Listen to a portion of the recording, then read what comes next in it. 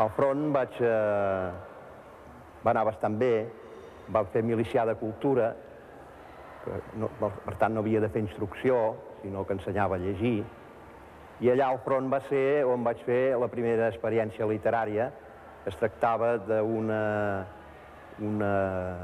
escaramussa, perquè deien que per allà hi havia uns moros, això era el front de Lleida, a Montsec, i es havia de fer una operació de neteja, aviam si realment hi havia moros a la costa. Resulta que sí que n'hi havien, però es van retirar, o sigui que no vam tenir cap baixa. Llavors a mi se'm va ocórrer explicar aquesta acció i doncs vaig fer una prosa que després la van llegir, que van formar el batalló i van llegir aquesta prosa. Això és el meu primer treball literari que vaig fer. Desgraciadament, després a l'ofensiva vaig perdre la motxilla i és que aquest text s'ha perdut, és a dir, no el tinc, no? Va quedar perdut.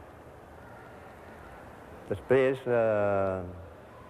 al final, vaig prendre part en diverses batalles, sobretot la batalla del Segre. Em va passar un cas una mica especial, que li he explicat moltes vegades, explicaré una vegada més. Jo estava en una trinxera, amb uns binocles, mirant a l'enemic, mirant les trinxeres enemigues que estaven a l'altra banda del Segre. Llavors jo, en un moment determinat, vaig sentir que em cridaven i em vaig retirar, diguéssim.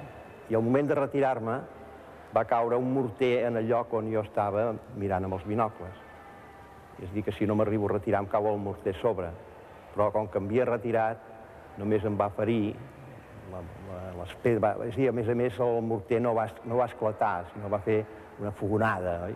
Que em va deixar tot negre i que vaig estar 3 dies sentint-ho de cremat. Llavors hi ha una pedra que em va tocar amb un ull i em va ferir una mica un ull.